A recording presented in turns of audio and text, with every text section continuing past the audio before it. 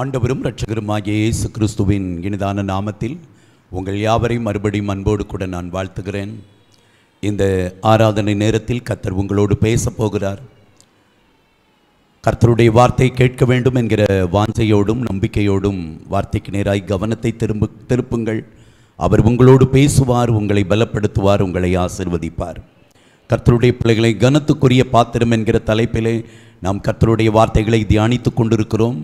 சிறப்பு ஜெப நாட்களை நியமித்து நாம் கர்த்தரோடு நெருங்கி கொண்டிருக்கிறோம். ஆகவே இந்த வாரத்திலும் கூட வேதத்திலே கனத்திற்குரிய ஒரு பாத்திரத்தை உங்கள் முன்பாய் நிறுத்துகிறேன். லூக்கா எழுதின சுவிசேஷ புத்தகம் 10ஆம் அதிகாரம் அதனுடைய 42வது வசனத்தை ஒருவர் வாசிக்க நாம் கேட்கலாம். லூக்கா எழுதின சுவிசேஷ புத்தகம் 10ஆம் அதிகாரம் 42வது வசனத்தை நாம் வாசிக்க கேட்போம். தேவையானது ஒன்றே மரியாள் தன்னை விட்டு எடுபடாத நல்ல பங்கை தெரிந்து கொண்டாள் என்றார். மரியாள் தன்னை விட்டு எடுபடாத நல்ல பங்கை தெரிந்து கொண்டாள்.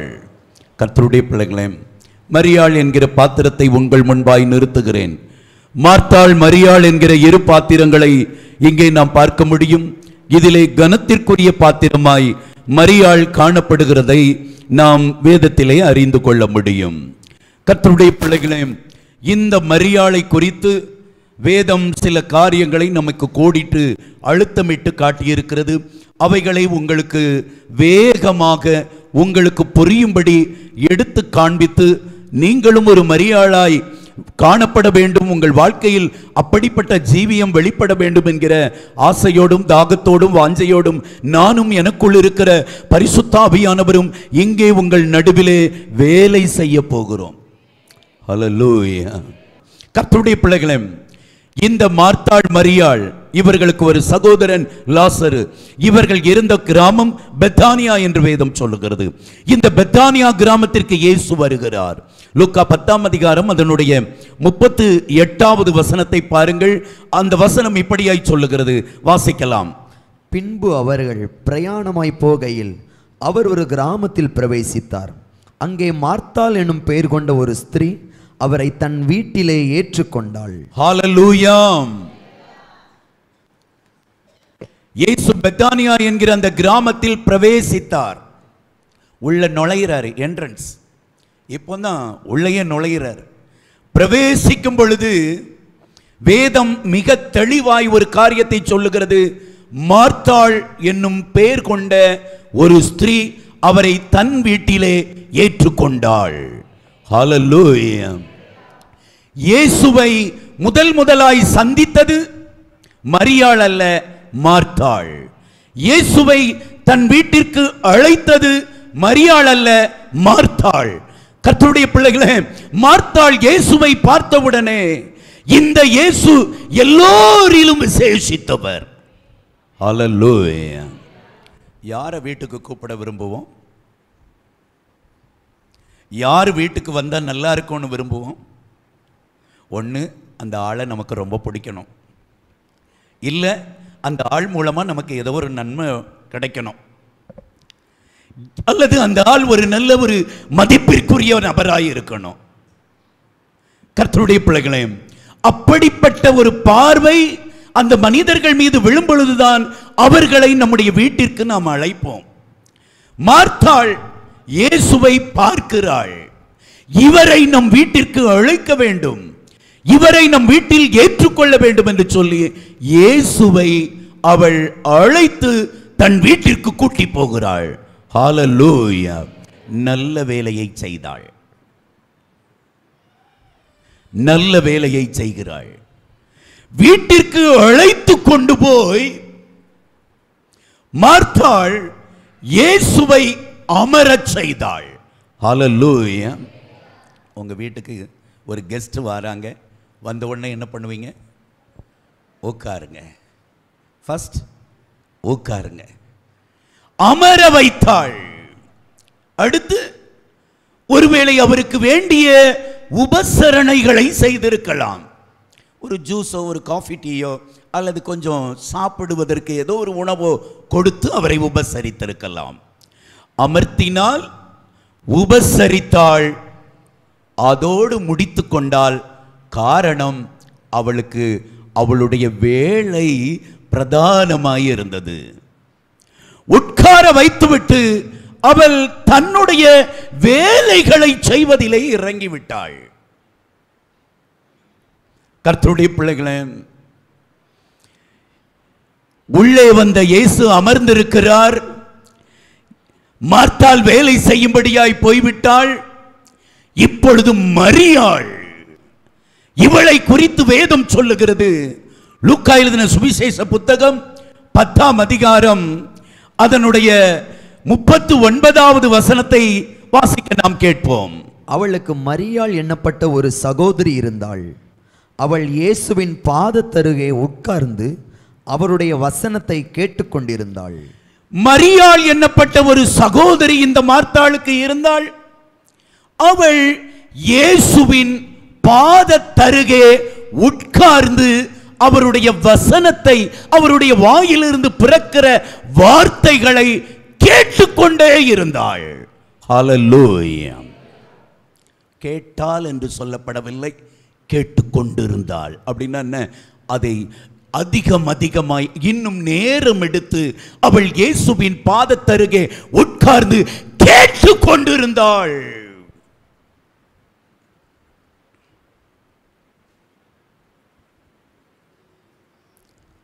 கொஞ்சம் டைம் எடுக்கு. மார்த்தாள் வேலை செய்கிறா. ஒருவேளை அவ தண்ணீர் எடுத்து பாத்திரங்களெல்லாம் நிரப்பி இருந்திருக்கலாம், அல்லது விறகுகளை எல்லாம் சேகரித்து சமையலுக்கு ஆயத்தப்படுத்தி இருக்கலாம். ஒருவேளை ஆடு மாடுகள் இருந்தால் அவைகளை கவனித்திருந்திருக்கலாம். அநேக வேலைகளை நெடுநேரமாய் செய்து கொண்டே இருக்கிறாள். இப்போ அவளுக்குள்ள ஒரு எண்ணம் வருது. தன்னுடைய சகோதரி நினைவு வருகிறது. உள்ளுக்குள்ள ஒரு பொறுமல் வந்துட்டு, நான் மாத்திரம்தான் செய்யணுமா? இவ செய்ய மாட்டாளா? அவ பாட்டுக்கு உட்கார்ந்து இருக்கிறான், அவர் பேசுறாரு, இவன் கேட்டுட்டு இருக்கிறான்னு உள்ளுக்குள்ள பொறுமுது. சரி பார்க்கலாம், இப்போ வந்துருவான். இந்த 2 குடம் தண்ணியை எடுப்போம், அது வரைக்கும் வாராளான்னு பார்க்கலாம். 2 குடத்துக்கு 3 குடம் எடுத்துட்டா. இவ அசைய வழி அல்ல, உட்கார்ந்து அவர் பேசுகிறார், இவள் கேட்டுக்கொண்டே இருக்கிறாள். இவளுக்கு கோபம் கொப்பளிச்சிட்டு. யார் மேல தெரியுமா? யார் மேல? மரியாள் மேலையா? இயேசு மேல.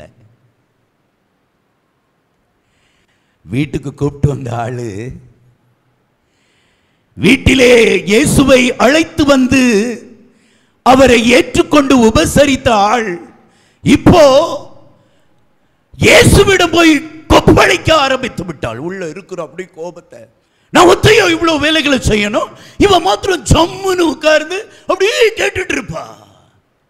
உமக்கு கவலை இல்லையா? அவளுக்கு சொல்ல மாட்டீரா? ஆமா, ஆண்டவருக்கே பாடம் நடத்த ஆரம்பிச்சிட்டா. அவளுக்கு சொல்ல மாட்டீரு, எனக்கு உதவி செய்யணும்னு சொல்லி. இயேசு பார்த்தாரு, ரொம்ப ஓவரா போறா. மார்த்தாளே, ரொம்ப ஓவரா போற. மெல்ல அமைதியா சைலண்டா அப்படி மெல்ல அப்படி வாயை திறந்து ஒரு காரியத்தை சொன்னார் பாருங்க. 41வது வசனத்தை பாருங்க. இயேசு அவளுக்கு பிரதியுத்தரமாக, மார்த்தாளே மார்த்தாளே, நீ அநேக காரியங்களை குறித்து கவலைப்பட்டு கலங்குகிறாய். நீ ரொம்ப கவலையா இருக்கிற.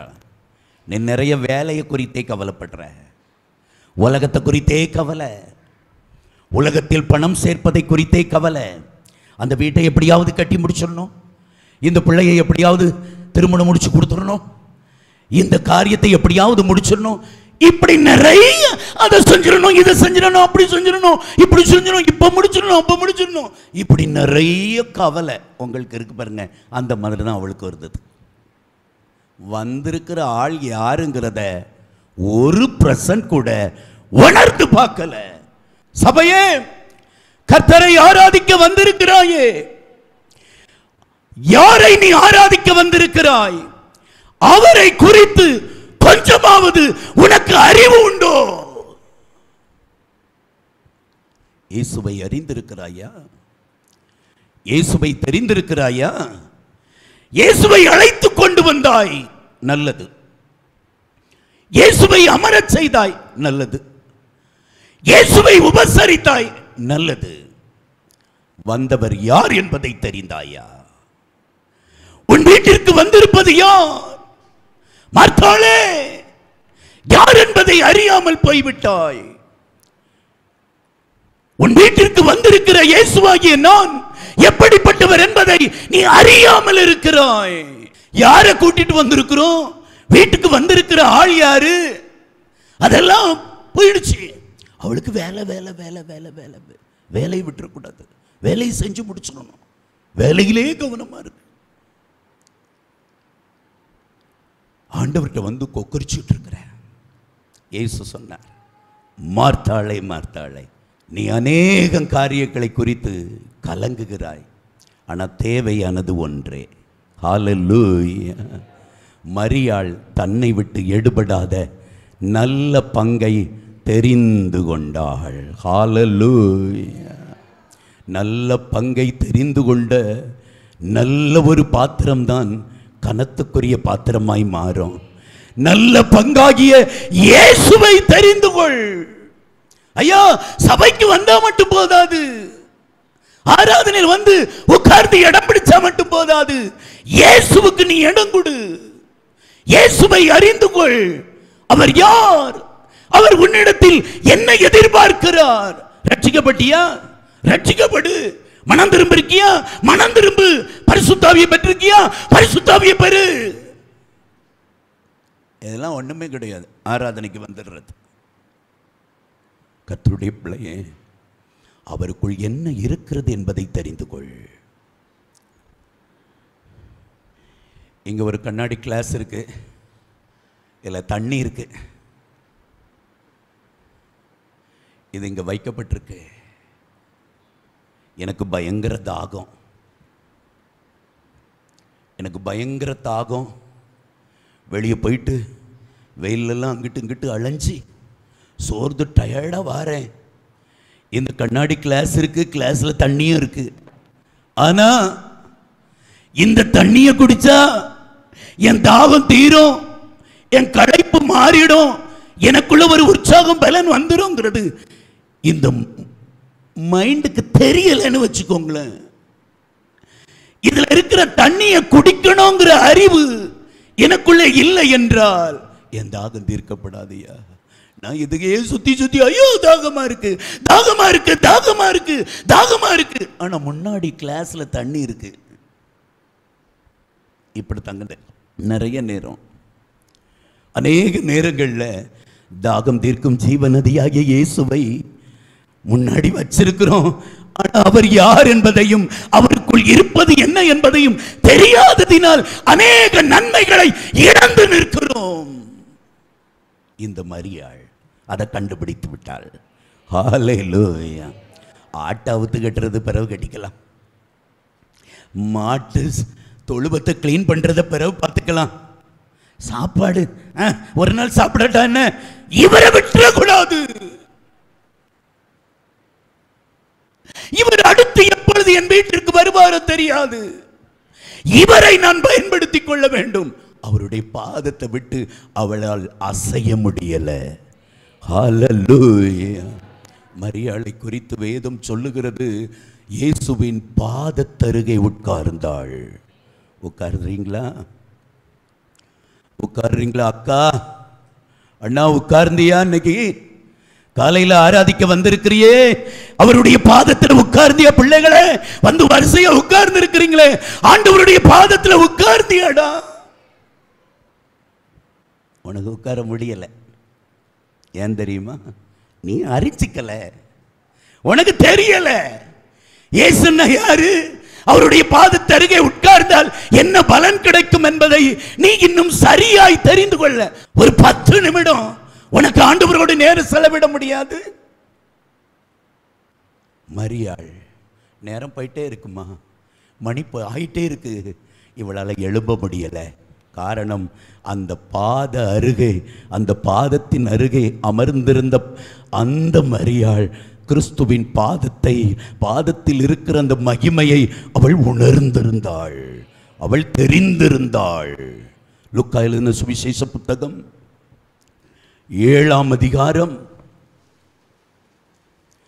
37, 38 இரு வசனங்களை வாசிக்கலாம். அப்பொழுது அந்த ஊரில் இருந்த பாவியாகிய ஒரு ஸ்திரீ அவர் பரிசேயன் வீட்டிலே பந்தி இருக்கிறதை அறிந்து ஒரு பரணியில் பரிமள தைலம் கொண்டு வந்து அவருடைய பாதங்களின் அருகே பின்னாக நின்று அழுது கொண்டு அவருடைய பாதங்களை தன் கண்ணீரினால் நனைத்து தன் தலைமயிரினால் துடைத்து அவருடைய பாதங்களை முத்தம் செய்து பரிமள தைலத்தை பூசினாள். இங்கே மரியாள் என்கிற பெயர் சொல்லப்படவில்லை. ஆனால் இந்த காரியத்தை செய்த பெண் மரியாள்.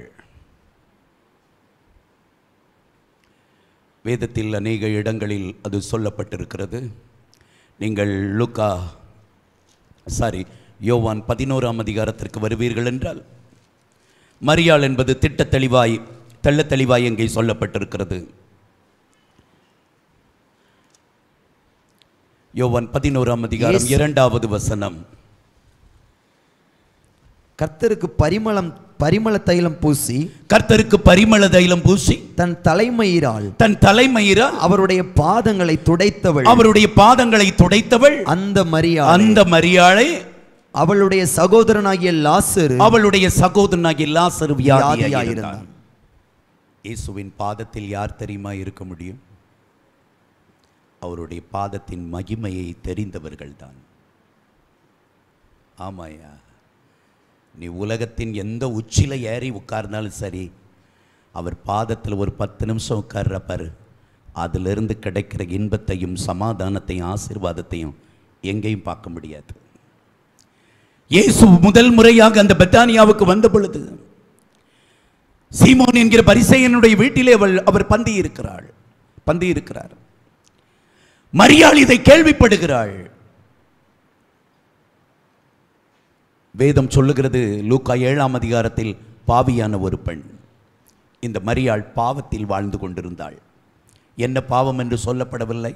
ஆனால் அவள் பாவி என்பதை அழுத்தமாய் வேதம் தெளிவாய் சொல்லுகிறது. மரியாள் பாவியாய் வாழ்ந்து கொண்டிருந்தாள். பாவியாய் வாழ்ந்து கொண்டிருந்தாள். ஆனால் அவள் இருதயமோ பாவத்தை விரும்பவில்லை.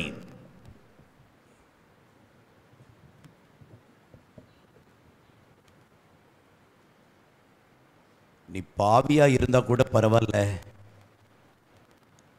நீ பாவத்தை விரும்பாத. ஐயா, பரிசுத்தமா வாழணும்னு நினைக்கிறேன், எனக்கு முடியலையே, இந்த அழுத்தம் இருந்துச்சுன்னா நீ தப்பிடுவ. பாவத்தை விரும்பி இல்ல இதுதான் வேணும், இப்படிதான் வாழ்வேன் நீ இருக்கிற பாரு, உனக்கு பெரிய ஆபத்து இருக்கு. நீ தப்புறதுக்கு வாய்ப்பே இல்லை.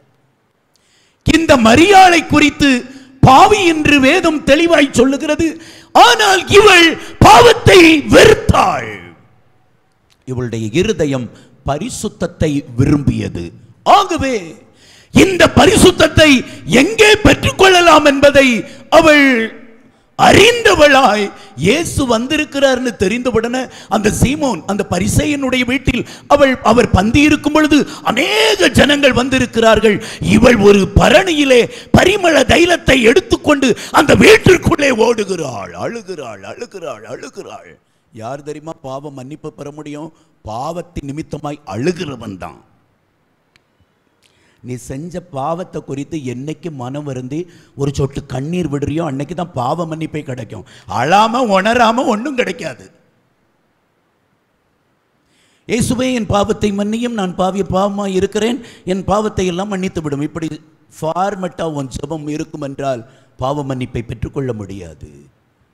தேவ சமூகத்தில் உன்னுடைய இருதயத்தை உடைத்து, ஆண்டவரே தவறு பண்ணி இருக்கிறேன், பாவம் பண்ணிட்டு பரிசுத்தமா வாழணும், என்னை பரிசுத்தப்படுத்தும் என்று கண்ணீரோடு ஜெபிப்பா என்றால் உன் ஜெபத்துக்கு பதில் வரும். நீ பாவ மன்னிப்பை பெற்றுக் கொள்ளலாம்.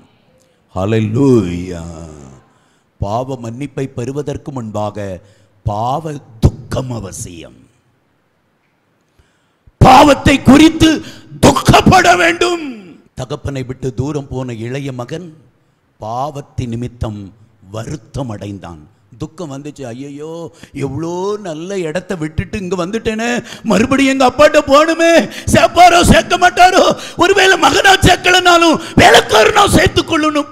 காலில் விழுந்தாவது அவரோட சேரணும். பாவத்தை குறித்ததான அழுத்தம், பாவத்தை குறித்ததான துக்கம், பாவத்தை குறித்ததான வேதனை எப்பவும் இருதயத்துக்குள்ள வருகிறதோ அப்பொழுது பரிசுத்தம் உண்டாகும். இந்த மரியாள் தான் பாவி, எல்லாருக்கும் தெரியும். அவ பாவிங்கிறது, நீங்க பாவிங்கிறது உங்களுக்கு மட்டும்தான் தெரியுது. சில பாவம் நீங்க ரகசியமா செஞ்சுட்டு இருக்கிறீங்க. உங்க பொண்டாட்டிக்கு தெரிய மாட்டேங்கி, மனைவிக்கு தெரிய மாட்டேங்கி, கணவருக்கு தெரிய மாட்டேங்கி, உங்க பிள்ளைகளுக்கு தெரிய மாட்டேங்கி. ஆனா அவ செஞ்ச பாவம் ஊரே தெரிஞ்சது. என்ன பாவம் பண்ணாலோ ஊரே அவளை பாவியாய் நினைத்தது. அதனாலதான் அவ இயேசுவின் பாதத்தில் வந்து கண்ணீரால் நனைத்து தலைமயிரால் துடைத்து பரிமள தைலத்தை பூசிய பொழுது விருந்துக்கு அழைத்த சீமோன் பரிசேயன் அவன் சொல்லுகிறான், இவள் பாவியாயிருக்க, இவள் பாவியாயிருக்க இவள் தன் கால்களை முத்தமிடுவதை இயேசு எப்படி அனுமதிக்கலாம் என்று கொக்கரிக்க ஆரம்பித்தான். உள்ளுக்குள்ள முறுமுறு முறுமுறு முறுமுறு முறுமுறு. அப்படின்னா மரியாள் செய்த பாவம் ஊருக்கே தெரிஞ்சது. பாவம் ஊரே தெரிஞ்சிருந்தது. அதனால தான் நான் இவ்வளோ நாளும் பாவம் செஞ்சிட்டேன். என் ஊரில் இருக்கிற எல்லாருக்கும் தெரியும், ஆம்பளைக்கும் தெரியும், பொம்பளைக்கும் தெரியும், நான் பாவி, நான் கெட்டவா, நான் நல்லவா கிடையாது. ஆனால் என் இருதயம் விரும்புது நான் பரிசுத்தமா வாழணும். இந்த பரிசுத்தத்தை அவள் சரியான இடத்தில் தேடினாள். ஹல்லேலூயா. பாவ மன்னிப்புக்கு தகுதியான சிறந்த இடம் இயேசு மாத்திரமே, அவர் பாதம் மாத்திரமே. எல்லா பாவத்திலிருந்தும் வெளியே வந்துடலாம். எந்த பாவத்திலிருந்தும் ஒன்று விடுவிப்பார். அவருடைய பாதத்தில் வந்து பின்னாக நின்றாள் என்று வேதம் சொல்லுகிறது. முன்னாடி வர்றதுக்கு அவளுக்கு முடியல. காரணம், அவ்வளோ பாவ பாரம், அதிகப்படியான பாரம், அளவுக்கு அதிகமான பாவம், துணிகரமான பாவம். யார் என்ன பேசுறான்னு அப்படி துணிச்சலாய் பாவத்தில் வாழ்ந்தவள் இயேசுவின் பாதத்தின் பின்னாக நின்று அழுது கண்ணீரால் பாதத்தை நனைத்து தலைமயிரால் துடைத்து பரிமள தைலத்தை பூசினாள். நான் பாவியா இருக்க விரும்பல. நான் பாவிதான், நான் கெட்டவாதான், நான் மோசம் போனவாதான். என் ஊருக்கே தெரியும். சின்னதுல இருந்து பெருசு வரைக்கும் எல்லாரும் என்னை சீ அப்படிங்கிற மாதிரி தான் ஆளு. நான் ஆளு அப்படித்தான். ஆனா நான் பரிசுத்தமா வாழ விரும்புறேன். வேறு வழி தெரியல. இந்த இயேசு கிட்ட தான் அதுக்கு பதில் இருக்கிறது. சரியாய் புரிந்து கொண்டாள். உன் பரிசுத்தத்தை எங்கேயும் தேடாத, இயேசுவினிடம் தேடு. அவர்தான் உன்னை பரிசுத்தப்படுத்துகிறவர். தெரிந்து கொண்ட மரியாள், நல்ல பங்கை தெரிந்து கொண்ட மரியாள். மார்த்தாளுக்கு தெரியாதது மரியாளுக்கு தெரிந்தது. இயேசுவின் பாதத்தில் அமர்ந்து மார்த்தாள் கேட்காத கர்த்தருடைய வார்த்தையை இந்த மரியாள் கேட்டுக்கொண்டிருக்கிறாள் என்றால் ஏன் தெரியுமா?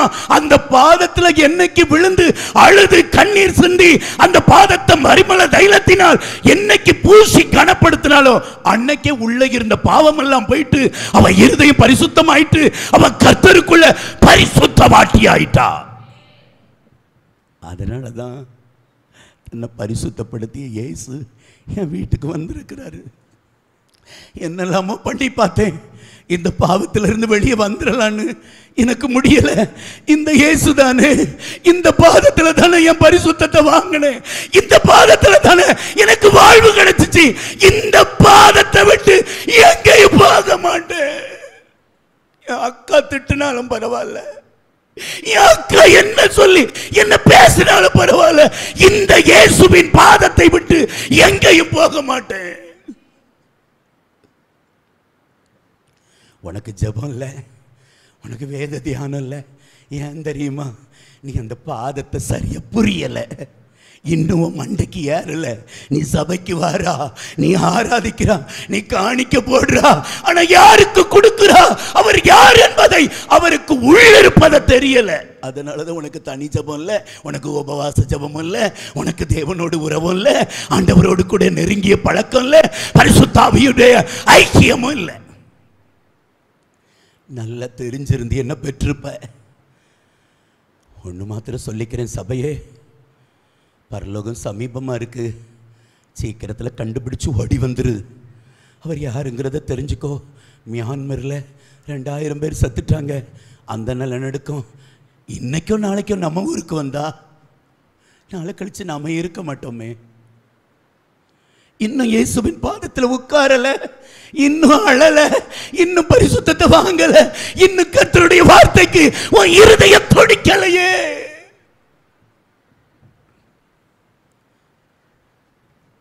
எந்த பாதத்தில் பரிசுத்தத்தை வாங்கினாலோ, எந்த பாதத்தில் விடுதலையை வாங்கினாலோ, அந்த பாதத்தை விட்டு எழும்ப மனசுல அப்படியே உட்கார்ந்துட்டா. எத்தனை மணி நேரம் பேசினாரோ, இவர் எத்தனை மணி நேரம் கேட்டாலோ கணக்கே கிடையாது. சபையே, இயேசுவின் பாதத்தில் உட்கார்ந்து கர்த்தருடைய வார்த்தையை கேட்ட இந்த மரியாள் கனத்துக்குரிய பாத்திரம். எப்படியா சொல்றீங்க? ஆமா, யோவான் 11க்கு வாங்க. லாசரு மரித்து போனான். யோவான் 11 பைபிள் சொல்லுது, மார்த்தாள், மரியாள், இவர்கள் சகோதரன் லாசரு, இந்த 3 பேர் மேலையும் இயேசு அன்பாயிருந்தார். கர்த்தருடைய பிள்ளைகளே, இப்போ ஒரு தகவல் வந்துட்டு, லாசரு மரித்து போனான். உடனே இயேசு சொன்னார், வாங்க, லாசரு நித்திரை அடைந்திருக்கிறான், நாம போகலாம் அப்படின்னா சீஷர்கள்லாம் சொல்றாங்க, நித்திரை அடைந்தால் அவன் எழும்புவான். நம்ம ஆளுக்கு நித்திரைன்னு தூக்கத்தை நினைச்சிட்டாங்க. அவர் மரணத்தை குறித்து சொன்னார். அவன் மரித்து போனான், அவனிடத்திற்கு நாம் போவோம், வாருங்கள் அப்படிங்கிறாரு. யோவான் 11ஆம் அதிகாரம் 11வது வசனத்தை பார்க்கல் வாசிக்கலாம். இவைகளை அவர் சொல்லிய பின்பு அவர்களை நோக்கி, நம்முடைய சிநேகிதனாகிய லாசரு நித்திரை அடைந்திருக்கிறான், நான் அவனை எழுப்ப போகிறேன் என்றார். ஹல்லேலூயா. நம்முடைய நண்பன் எவ்வளவு அழகா சொல்றாரு பாருங்க. சீஷர்களை பார்த்து சொல்றாரு, நம்முடைய நண்பன், நம்ம ஃப்ரெண்டு, நம்ம சிநேகிதன். உங்களை குறித்து இயேசு அப்படி சொல்லணும். நம்முடைய சிநேகிதன் லாசரு மரித்து போனான், நித்திரை அடைந்திருக்கிறான், அவனை நான் எழுப்ப போகிறேன். சீஷர்கள் சொன்ன, நித்திரை அடைந்தா கொஞ்ச நேரம் தூங்கிட்டு எழும்புவாரியா?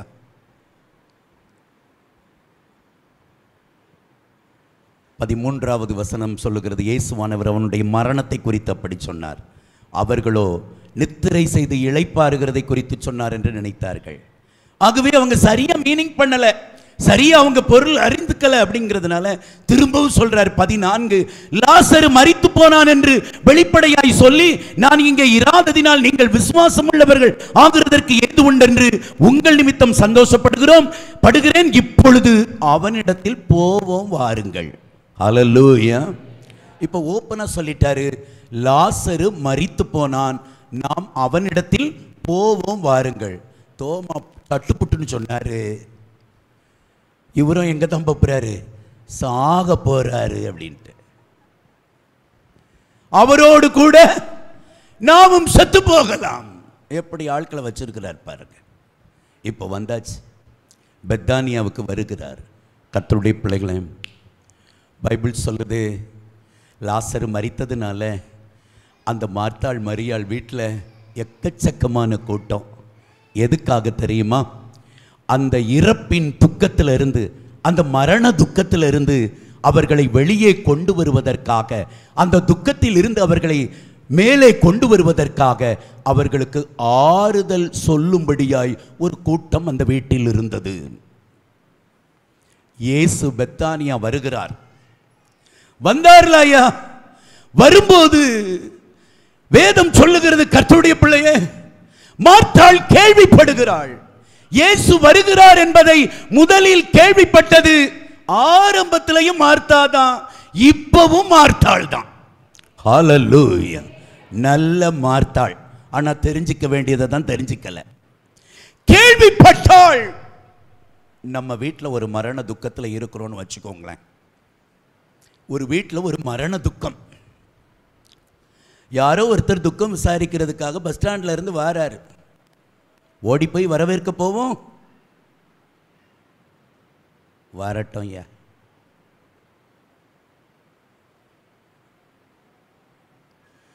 ஒரு வீட்டில் ஒரு துக்கமான காரியம் நடந்துருச்சு. பாஸ்டர் வாரேன்னு சொல்லி வந்துட்டு இருக்கிறாரு. பஸ்ல இறங்கி பஸ் ஸ்டாண்ட்ல இருந்து வராரு. இங்க அப்பதான் 4 நாள் ஆகுது. அவ்வளோ துக்கம். இங்க இருந்து வெளியே போவாங்க. மார்த்தாள் ஓடினாள். ஹல்லேலூயா. ஆமா, என் தம்பி, என் சகோதரனை இழந்துட்டேன், ஆனா ஒருவர் வருகிறார், நான் நேசிக்கிறவர். எதிர்கொண்டு போனாள். யோவான் 11ஆம் அதிகாரம் 20வது வசனத்தை பாருங்கள். யோவான் 11:20. இயேசு வருகிறார் என்று மார்த்தாள் கேள்விப்பட்ட போது அவருக்கு எதிர்கொண்டு போனாள். மார்த்தாள் இயேசுவுக்கு எதிர்கொண்டு போனாள். மரியாளோ வீட்டிலே உட்கார்ந்திருந்தாள். வீட்டிலே உட்கார்ந்திருந்தாள். இவ வெளியே போகல. காரணம் இவளுக்கு தெரியாது. இயேசு வாராருங்கிறது இவளுக்கு தெரியல. மார்த்தாளுக்கு தெரிஞ்சிருச்சு வருகிறார் என்கிற செய்தி. வேகமாய் ஓடுகிற. எப்படி இப்படி சொல்றீங்க? ஆமா, நான் பின்னாடி உங்களுக்கு அதை சொல்லி தர்றேன். மார்த்தாள் ஓடுகிறாள். ஓடி போய் ஆண்டவர்கிட்ட போய் ஆளுறான். ஆண்டவரே, நீர் இங்கே இருந்திருப்பீர் என்றால் என் சகோதரன் மரித்திருக்க மாட்டான். உடனே ஆண்டவர் சொல்றாரு, அவன் உயிரோடு எழுந்திருப்பான். ஹல்லேலூயா. மார்த்தாள் சொல்றான், ஆண்டவரே, நீர் இப்ப கூட ஏதாவது கேட்டீர்னா பிதா உமக்கு தருவாருங்கிறத நம்புறேன். உடனே ஆண்டவர் சொல்ல, நான் அவனை உயிரோடு எழுப்ப போகிறேன். இந்த மார்த்தாள் என்ன சொன்னா தெரியுமா? ஆமாயா, எனக்கு தெரியும், ஒரு நாள் மரித்தவர்கள் எல்லாம் உயிரோடு எழும்புவார்கள், அன்றைக்கு உயிரோடு எழும்புவான். இவர் சொல்றாரு, நான் எழுப்ப போறேன்னு. இவ சொல்றா, ஆமாயா எழும்புவான், இன்னைக்கு எழும்ப மாட்டான், ஒரு நாள் மரித்தோர் உயிர் தழுதல்ல எழும்புவான். எதிர்கொண்டாள். ஆனா யாருங்கிறத தெரியாம போயிடுச்சு. வந்திருக்கிறது யாரு, அவர் பேசுறது என்ன, அவர் சொல்றது என்ன, ஒண்ணும் புரியல. இன்றைக்கு சபையின் 90% விசுவாசிகள் இந்த மைண்ட் செட்டப்ல இருக்கிறதுனால தான் வாழ்க்கையில ஜெயத்தை பார்க்க முடியல. இயேசுவை எதிர்கொள்றோம். இயேசு வேணுமா? வேணும். இயேசுவை நம்புறீங்களா? நம்புறோம். ஆனால் அவரால் தன்னுடைய ஒவ்வொரு காரியங்களிலும் அவர் தனக்கேற்ற நன்மைகளை செய்வார் என்பதிலே விசுவாசிக்க முடியாத நிலை. கர்த்தருடைய பிள்ளைகளை, அப்படி டைம் எடுக்கு. மார்த்தாளை எப்படியாவது விசுவாசத்துக்குள்ள கொண்டு வரணும்னு பார்த்தா முடிய மாட்டேங்கி. உடனே சொன்னார், நீ போய் மரியாளை அழைத்து கொண்டு வா.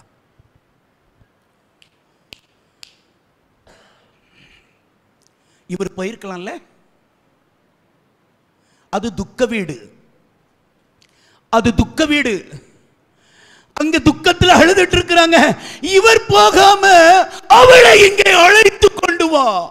சபையே, கர்த்தர் ஒரு காரியத்தை உனக்கு சொல்லுகிறார். என் இயேசு துக்கத்தை விசாரிக்கிறவர் அல்ல, துக்கத்தை சந்தோஷமாய் மாற்றுகிறவர்.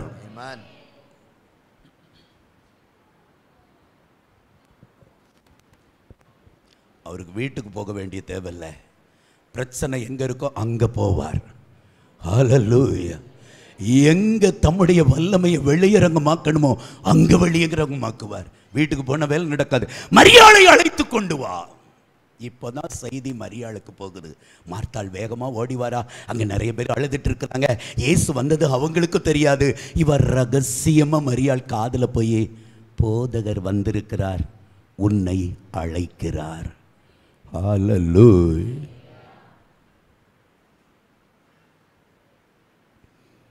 இப்பதான் செய்தி போக வேண்டிய ஆளுக்கு போகுது.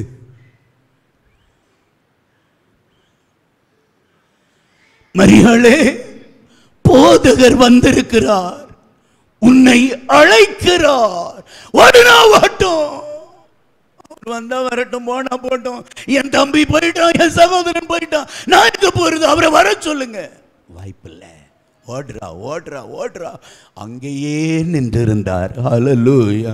எனக்கு வேதத்தை வசனத்தை சுட்டி காண்பிக்க நேரம் இல்லை, நீங்க வீட்டில் போய் படிங்க. மார்த்தாள் எங்கே இயேசுவை சந்தித்தாளோ அங்கேயே அவர் நின்று கொண்டிருந்தார், மரியாளின் வருகைக்காக. ஹல்லேலூயா.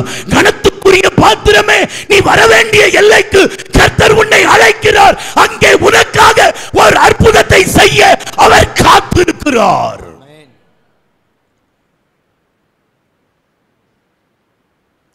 ஓடி போனா அதே பிரேயர், மார்த்தாளின் ஜெபமும் மரியாளின் ஜெபமும் சமமாய் இருந்தது. ஆனால் ஜெபத்தின் வலிமை வேறுவாய் இருந்தது. மார்த்தாள் சொன்னா, ஆண்டவரே நீர் இங்கே இருந்திருந்தால் என் சகோதரன் மரித்திருக்க மாட்டான், எங்களுக்கு இவ்வளவு துக்கம் வந்திருக்காது.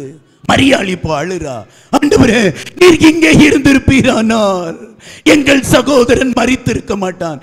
யோவான் 11ஆம் அதிகாரம் 32வது வசனம். இயேசு இருந்த இடத்தில் மரியாள் வந்து அவரை கண்டவுடனே அவர் பாதத்தில் விழுந்து, ஆண்டவரே நீர் இங்கே இருந்தீரானால் என் சகோதரன் மரிக்க மாட்டான் என்றாள். ஹல்லேலூயா. ஐயா, இந்த மார்த்தாளும் ஜபித்தா இதைத்தான் ஜெபம் பண்ணா, மரியாளும் அதைத்தான் ஜெபம் பண்ணா. ஆனால் மார்த்தாள் செய்யாத ஒன்றை மரியாள் செய்கிறா. அவரோட காலில் விழுறாயா. மார்த்தாளின் ஜெபத்தை நீங்கள் பார்த்தீங்கன்னா அதில் பாதத்தில் விழுந்ததாய் சொல்லப்படலை. ஆனால் மரியாளின் ஜெபத்திற்கு முன்னாக சொல்லப்பட்டிருக்கு, அவருடைய பாதத்தில் விழுந்தாள். இந்த பாதம் தானே என்ன பரிசுத்தப்படுத்துச்சு. இந்த பாதம் தானே எனக்கு வேத வசனங்களையும் தேவ ராஜ்யத்தையும் கற்றுக் கொடுத்துச்சு. இந்த பாதத்தில் எல்லாம் இருக்குன்னு சொல்லி இயேசுவின் பாதத்தில் விழுந்து கேட்கிறாள், ஆண்டவரே என் சகோதரன் நீர் இருந்திருப்பீர் என்றால் மரித்திருக்க மாட்டான். அவ அழுறத பார்த்து எல்லாரும் அழுறாங்க. அவளை சுத்தி ஒரு கூட்டம் ஓடி வந்துச்சு. மரியாள் கல்லறைக்கு போக போறா, சகோதரனுடைய கல்லறையில் போய் அழுது துக்கத்தை தணிக்க போறான்னு நினைச்சு துக்கம் விசாரிக்க வந்தவங்க எல்லாம் ஓடி வந்தாங்க. இப்ப இயேசு கிட்ட வந்த உடனே அவங்க சொல்றாங்க, மரியாள் அழுறது, அவங்க அழுறது.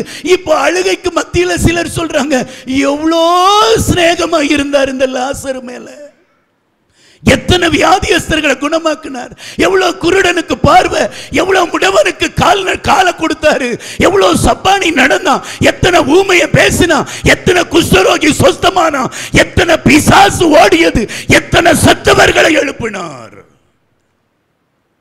எவ்வளோ நேசிச்சாரு. லாசருவுக்கு ஏதாவது செஞ்சிருக்கலாம்ல. உடனே சொன்னார், அவனை எங்கே வைத்திருக்கிறீர்கள்? ஹல்லேலூயா.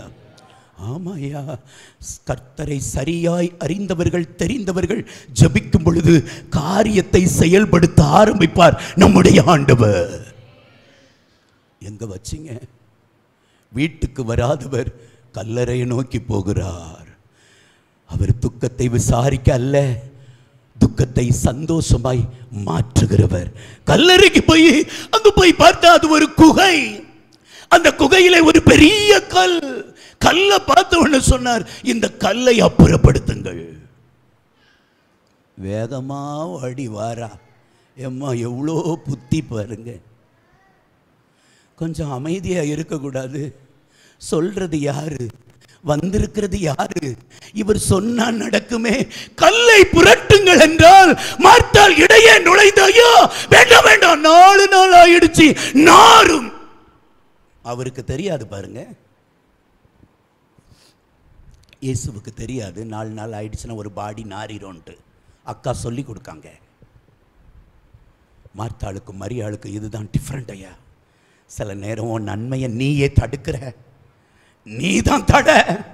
ஆசீர்வாதத்துக்கு கேடு நீதான். நீ சரிப்படு, நீ குணப்படு.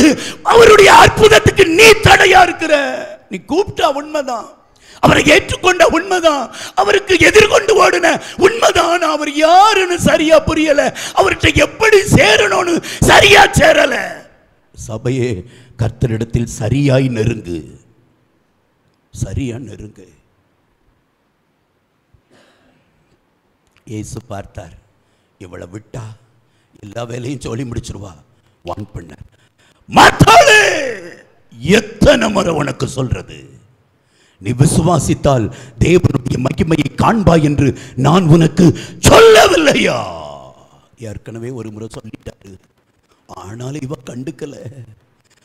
நீ விசுவாசிப்பியன்னா இன்னைக்கு லாசருவை உயிரோடு எழுப்பிடுவேன். இவன் நம்பல, இவளால நம்ப முடியல. விசுவாசியே, சபையே, ஆண்டவரை நம்பு. உன் வியாதி எப்பேற்பட்ட வியாதியா இருந்தாலும் குணமாகும். உன்னை எதிர்த்து நிற்கிற பிசாசு எப்பேற்பட்ட பிசாசா இருந்தாலும் இந்த ஆராதனையில வெளியே ஓடும். நீ சந்திக்கிற பிரச்சனை அது எப்பேற்பட்ட பிரச்சனையா இருந்தாலும் இப்ப கர்த்தர் சால்வ் ஆக்குவார். இப்போ சரியாகும். சரியா நம்பு.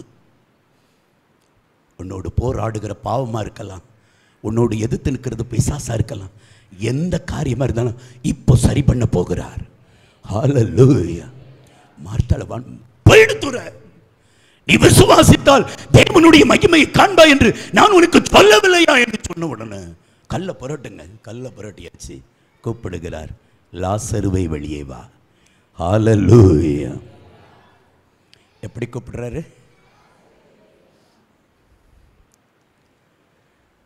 பெயர் சொல்லி கூப்பிடுகிறார். பெயர் சொல்லி கூப்பிடுறாருயா. ஒரு டெட் பாடிய, ஒரு இறந்து போய் அடக்கம் பண்ண 4 நாள் ஆன பாடியை பார்த்து லாசருவை வெளியே வா என்கிறார். கர்த்தருடைய பிள்ளையே, இவர் அவனை உயிரோடு எழுப்ப வேண்டும் என்கிற திட்டம் இருந்தபடியினால் லாசருவை அங்கே உயிரோடு அவர் வைத்திருந்தார். ஆமென்.